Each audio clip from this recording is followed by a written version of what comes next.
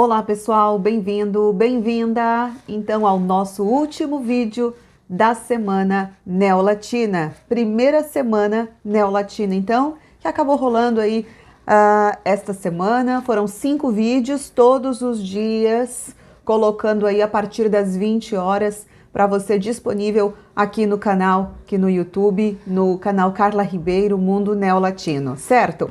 Hoje então, nosso último dia, como prometido, nós vamos fazer um geralzão a respeito das línguas, a respeito dessa neolatinice, o que é ser neolatino, etc. Vamos fazer um brainstorming, um resumo, né, da semana também. Nós começamos o primeiro dia, o dia 1, falando a respeito do que são as línguas neolatinas ou as línguas românicas. No segundo dia falamos da língua italiana, tá lá para você, só buscar Semana Neolatina dia 2, língua italiana.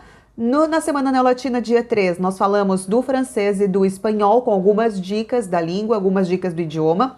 No vídeo 4, no dia 4, nós trouxemos as reflexões a respeito sobre dialetos e também línguas minoritárias e alguma dicasinha.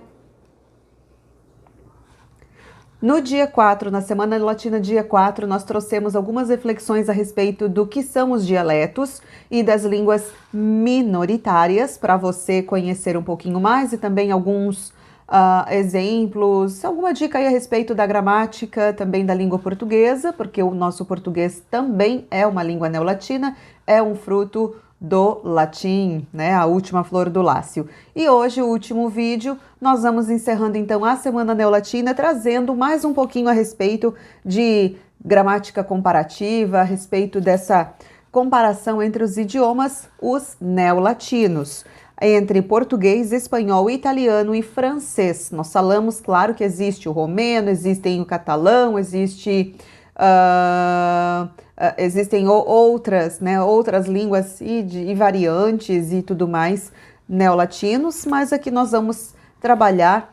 Eu trago aí essas 4, que não são 4 principais, mas são as 4 das quais eu posso falar alguma coisa: português, espanhol, italiano e francês.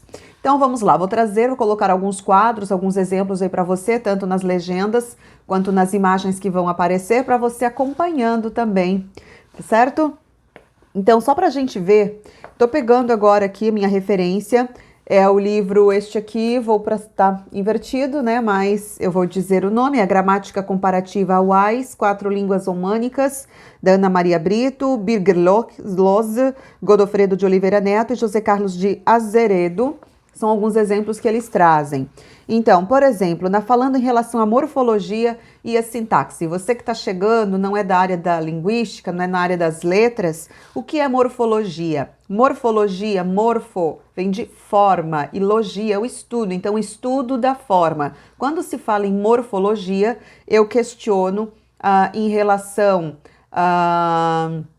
por exemplo, em tratando-se de gramática, o que significam, o que querem dizer as palavras, se eu tenho um artigo, se eu tenho um substantivo, se eu tenho um pronome, se eu tenho um verbo, um advérbio, conjunção, interjeição e assim por diante. E a sintaxe, o que é sintaxe? A sintaxe é a colocação na estrutura, nas sentenças, nos enunciados. Então, por exemplo, eu posso ter um artigo, um a, dentro do português, um artigo definido a, que numa determinada frase, no enunciado, ele pode ter a função de um objeto direto, ou ele pode ter a função de um adjunto adnominal. Então, isso vai ter uma variação, tá bom? Então, mas aqui eu vou colocar para a gente fazer uma breve comparação com o latim, português, espanhol, italiano e o francês. Por exemplo, no latim, nós temos a frase do librum petro. Do librum petro. Do librum petro. São 3 palavras. No português, no espanhol e no italiano, essa sentença do librum petro quer dizer, são 5 palavras, essas 3 acabam se tornando em 5. No português, dou o livro a Pedro. No espanhol, doy el libro a Pedro. E no italiano, do il libro a Pietro. Já no francês, a gente acrescenta uma palavra, vamos para 6. Je donne le livre à Pierre. Je donne le livre à Pierre. Eu não posso tirar o sujeito. Eu não posso tirar aquele pronome com função de sujeito, tenho que deixar o je, certo? Então, olha só que interessante. No português, no espanhol e no italiano, não faz diferença alguma eu simplesmente falar doi ou dou, né? Do verbo dar. Eu não preciso colocar o pronome sujeito. Já no francês, apesar de que a conjugação é outra, mas o francês, mesmo tendo a escrita diversa, a pronúncia acaba muitas vezes confundindo, eu coloco o pronome sujeito. Portanto, je donne le livre à Pierre. Je donne le livre à Pierre. Alors, fico então com 6 palavras. De 3 palavras do latim, do librum Petro. Do librum Petro, ficaram 5 no português, espanhol e italiano e 6 palavras no francês. Houve esse acréscimo. Estamos fazendo uma análise aqui sintática, vamos dizer, de como ficou a estrutura dessa simples frase que era do latim e a gente acabou transformando, e tudo parecido, né? Ó, dou o livro, doi il libro, doi il libro. Mesmo eu não falando fluentemente uma outra língua neolatina, eu acabo compreendendo. Je donne le livre à Pierre, o francês que acaba sendo aparentemente um pouco mais diferente, mas também muito parecido em relação à estrutura, em relação à forma das frases, a formação delas, né? Não acaba ficando tão diferente. Em relação a outro ponto que vale a pena destacar, e sobre o valor fonético das letras, por exemplo, as consoantes, algumas alterações que aconteceram, né, ao longo do caminho, ao longo dessa história ali das línguas. Por exemplo, cacio. Tô colocando ali para você ver cacio, de queijo, versus cacio, com doppia T, do caço, né? Eu caço, do verbo caçar, io cacio. E cacio do queijo, que tem um tipo de queijo, né? O queijo cacio. Cacio, cacio. Chaminé no italiano, camino. Camino. Já se eu coloco a doppia, cammino, vai ser o caminho, a estrada, cammino. Eu sempre falo que é bastante importante. O italiano, ele não tem os acentos, né? São pouquíssimos os acentos, as palavras acentuadas, mas eles, em compensação, têm as doppia, que valem como acentos, porque acaba enfatizando determinados sons, determinadas sílabas. Outros exemplos. Se eu digo sono, do io sono, loro sono, que é do verbo essere, o verbo ser e estar do italiano, io sono, e temos o sonno, sonno, do sono, sonno. Temos o fato, um fato português, é um fado. Agora, se eu digo fato, um fato de um acontecimento, de feito, fato. Fatto a mano, que é feito à mão. Fatto, com la doppia T. Agora, se eu digo fato, fato, che è fatto? Fatto.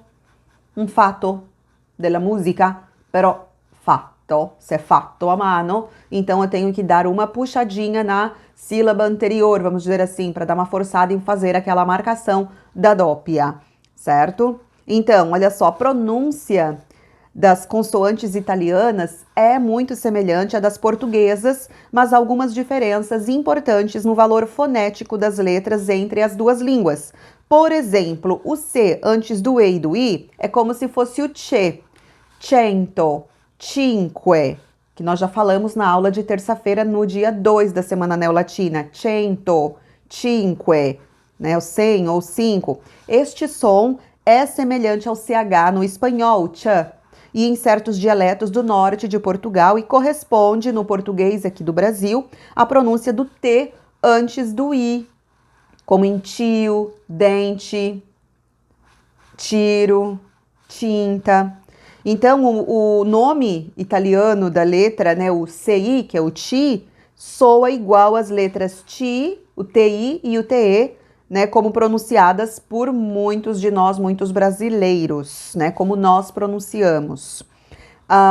Antes do A, do O e do U, fica K, CO, Cu, caro, né, colpa, caro, cuore, clima, crudo. Os exemplos, aí fica o som, é como no português nós temos o K, CO, Cu, que no italiano também fica K, CO, Cu, e nós temos no português C, si, que no italiano fica de pronúncia che, ci.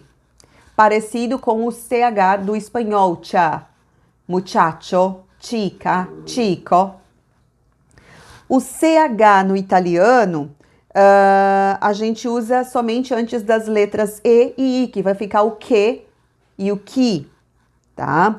Por exemplo, é como se fosse o QU do português, do espanhol e do francês também, que e que, como em máquina, de carro, máquina. Nós temos o CI antes da letra A, do O e do U, que vai ficar ciao, bacio, já falamos desses exemplos. Ciuffo, ciuffo, que é um tufo de cabelo, um ciuffo.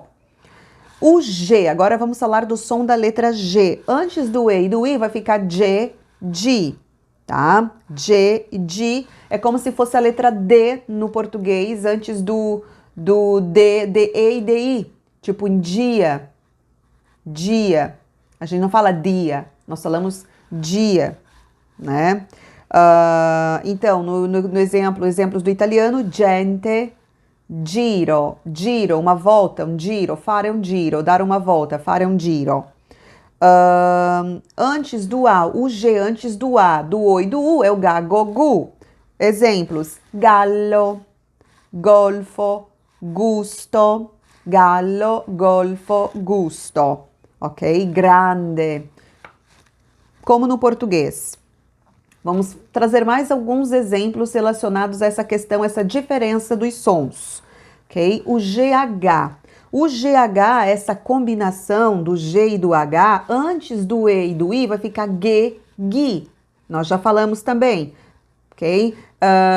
Se apresenta muito parecido, em muitos casos, com o GU do português, do espanhol e do francês também, ok? Guinéa, Guinéa ou ghiaccio do gelo, ok? Que são agora não consigo lembrar, geralmente acontece na forma do plural, gui, ok? Um gui, acontece muito assim na forma plural mesmo. O GLI, que é como se fosse o nosso LH, vai ficar li, li, filho, filho, filha. O GN é o som do NH, né? Que é como se fosse o NH no português, o N com o tio no espanhol e o GN no francês, o nhe, signore, senhor, senhor, senhor, senhor. Nós temos outros sons que nós podemos, o QU, tem sempre o valor do o QU é o qua, né? O qua. Por exemplo, quanto, quotidiano, questo. Saindo dos exemplos, dessa comparação com algumas consoantes, é o valor fonético que a gente diz, tudo que é fonético é de fono, é de som, né? Saindo dessa questão das consoantes, nós podemos fazer uma leve comparação, uma breve comparação com palavras, com vocábulos mesmo, tá? Com as palavras. Vou trazer algumas palavras para você. Vou colocar um quadro ali também, você pode congelar a imagem, não tem problema. Só vou trazer alguns exemplos aqui, tá bom? Por exemplo, no português, nós temos a palavra partida, no espanhol, partida, no italiano, partita, no francês, parti. A parte do português, a parte, a parte, a par. Olha só que realmente essas palavras acabam permanecendo, mantendo essa estrutura. Apartar no português, apartar, apartare. Aqui no espanhol, no francês, aliás, acaba não sendo colocado. Existem outras situações, outras locuções que podem ser utilizadas para ter o mesmo sentido, o mesmo significado. Daí vem um conceito de tradução, por exemplo, né? Ou dizer o que eu quero dizer com... Né? O que eu quero dizer com determinada frase, com determinada palavra, posso falar por meio de um outro termo. Apartamento, no espanhol apartamento, apartamento no italiano, appartement, e appartement no francês. Depois, nós vamos para contrapartida, ok? Contrapartida, contrapartida, Contropartita, contrepartie, contrepartie no francês. Pulando algumas aí. Repartição, repartition, repartizione, repartition. E eu sei que não é o caso, mas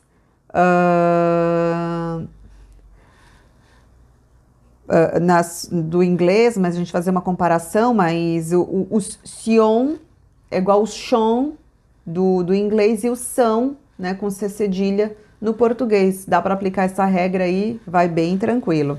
Vai super tranquilo mesmo, certo? Então, só para a gente ter algumas ideias, alguma noção em relação a essas palavras, essas expressões, locuções utilizadas.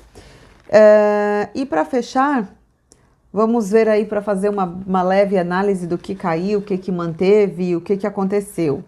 Por exemplo, temos disse-me que nunca se casaria. Disse-me que nunca se casaria, uma frase. No espanhol, me dijo que nunca se casaria. Me dijo que nunca se casaria.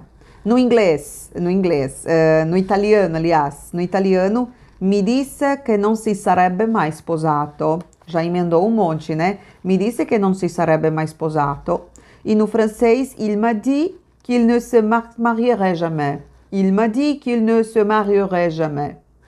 Me disse que não se casaria nunca, que nunca se casaria. E tem a questão da posição, às vezes o advérbio nunca vem antes ou vem depois, né? No espanhol e no português acaba mantendo bastante o nunca antes do verbo. No italiano fica no meio, porque acaba utilizando um tempo composto, um tempo verbal composto, sarebbe sposato, sarebbe mai sposato, non si sarebbe mai sposato.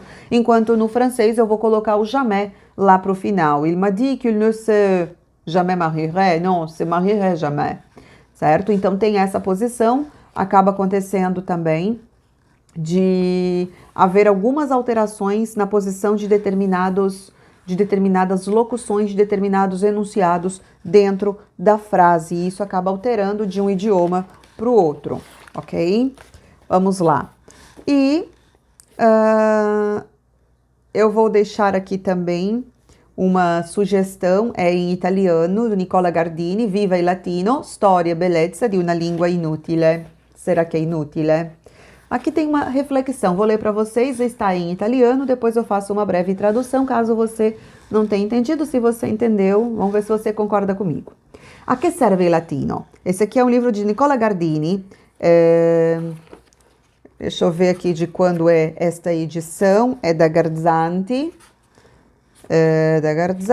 lasciami vedere, é de 2019 este, ecco, esse aqui é de 2019 mesmo. Então vamos ver, 2019, bene. Então, a que serve il latino? Tá aqui na contracapa do livro, tá? Depois eu coloco ali, ó, vai ficar assim, tá invertido, eu sei. Mas, vamos ver. A che serve il latino? È la domanda che continuamente sentiamo rivolgerci dai molti per i quali la lingua di Cicerone, Cicero, altro non è che un'ingombrante rovina da eliminare dai programmi scolastici. In questo libro personale appassionato, Nicola Gardini risponde che il latino è molto semplicemente lo strumento espressivo che è servito e serve a fare di noi quelli che siamo. In latino, un pensatore rigoroso e tragicamente lucido come Lucrezio ha analizzato la materia del mondo. Il poeta Properzio ha raccontato l'amore e il sentimento con una vertiginosa varietà di registri. Cesare ha affermato la capacità dell'uomo di modificare la realtà con la disciplina della ragione. In latino è stata composta un'opera come l'Eneide di Virgilio, senza la quale guarderemmo al mondo e alla nostra storia di uomini in modo diverso. Gardini ci trasmette un amore alimentato da una inesausta curiosità intellettuale e ci incoraggia con affabilità a dialogare con una civiltà che non è mai terminata perché giunge fino a noi e della quale siamo parte anche quando non lo sappiamo. Grazie a lui, anche senza alcuna conoscenza grammaticale, potremo capire come questa lingua sia tuttora in grado di dare un senso alla nostra identità con la forza che solo le cose inutili sanno meravigliosamente esprimere. Então, ele resumidamente aqui diz que muita gente questiona Muita gente questiona e se questiona a respeito do uso do latim, que é uma língua morta e tal. Eu particularmente sou bastante a favor. Eu particularmente sou bastante favorável de que, claro, não vamos, vai ensinar o latim, não, mas para ter conhecimento, para ter uma disciplina, para que se tire esse monstro, né, do imaginário de que é difícil, de que não vai, de que é complicado, não. E ajuda muito na questão de interpretação, de texto, para compreender, ter uma compreensão das palavras, o poder da palavra realmente, a gente tem que perceber isso, o que nós falamos, às vezes muitas coisas que falamos, muitas coisas que expressamos, que dizemos, têm um sentido muito grande e nós não nos damos conta disso. Então, esse conhecimento linguístico, por menor que seja às vezes, mas de conhecer, às vezes até ler algum dicionário, alguma coisa, né, buscar o sentido das coisas, não somente buscar, o que quer dizer isso? Não, eu quero buscar realmente ver o que a palavra, aquela expressão significa lá no fundo mesmo, para a gente poder fazer uso dela em diversos contextos. Às vezes nós utilizamos uma palavra que não, né, às vezes não é tão bem empregada, ou que nós poderíamos utilizá-la de um modo mais assertivo, né? Então fica aí essa coisa do que nós falamos, o que nós expressamos, as expressões que nós utilizamos, é importante sim. Então eu sou bem a favor de a gente conhecer um pouquinho mais a nossa língua, não preciso falar latim para falar bem ou para escrever bem, mas fazer uso, dominar as letras, a gente precisa, então isso é bastante importante sim. Um outro livro que eu paguei baratinho assim, porque foi numa feira que eu comprei, Palavras e Origens, da editora Saraiva, do Gabriel Périssé. Eu achei bastante interessante, porque traz aqui uma pesquisa etimológica, né, buscando o sentido das palavras, o sentido das expressões. Bastante bem interessante. Então, por exemplo, ele traz assim só algumas questões, né, algumas reflexões, onde fala Júlio, né? Júlio, dê a César o que é de César. O calendário juliano foi obra do imperador Júlio César, que nascera no mês chamado Quinctilis, o quinto do antigo calendário cuja invenção é atribuída a Rômulo, lendário fundador de Roma. Sabe a história? Conhece a lenda? Rômulo e Remo, da loba. Em homenagem a Júlio César recém-assassinado, os romanos passaram a denominá-lo Iulius Mensis, ou seja, o mês do Júlio ou do Júlio. Um outro para você. Agosto, um mês que promete. Filho adotivo e herdeiro de Júlio César, o imperador Otávio Augusto, de 63 a.C. a 14 a.C., prestou uma homenagem a si mesmo, mudando o nome do sexto mês do antigo calendário, Sextilis, para Augustus Mensis. Daí nasceu agosto, palavra associada ao latim augurium, que é um presságio, uma profecia com conotação positiva de um futuro brilhante. E este aqui eu achei bacana até mesmo porque fala do meu mês, né? Tem o onzembro e o dozembro, e o tempo correndo. Os últimos 4 meses do ano guardam relação com o antigo calendário romano, composto de 10 meses. September era o 7º mês, October o 8º, November o novo, November, novo, December o 10º. Depois que foram criados os meses de janeiro e fevereiro, por volta do século VII a.C., setembro deveria ser novembro, outubro deveria ser dezembro e os dois últimos, onzembro e dozembro. E aí, o que achou dessa, né? E o último, então, para fechar, tá? O nosso último dia aí da Semana Neolatina. Olha só que loucura, gente. Qual a hora certa? A palavra hora vem do latim hora, que nesta língua, né, tinha o sentido amplo de tempo, época, estação. Anterior ao latim e ao grego havia a raiz iora, com este mesmo sentido ao qual se liga a palavra inglesa year, que é ano. Interessante, isso você encontra no livro Palavras e Origens, do Gabriel Périssé, foi publicado pela editora Saraiva aqui. Mas, falando em editora e tudo mais, eu vou deixando o convite, quase deixo cair todos os meus livros. Então, eu vou deixando o convite para você conhecer a nossa editora, a Mundo Neolatino. Vá lá no nosso site, mundoneolatino.com. Vai também no nosso perfil no Instagram, @Mundo Neolatino Editora. Nós estamos recebendo aí textos, livros, enfim, de novos autores. Você quiser publicar, você tem interesse, tem um sonho aí, quer realizar, quer concretizar o sonho do seu livro, manda pra gente no atendimento @mundoneolatino.com.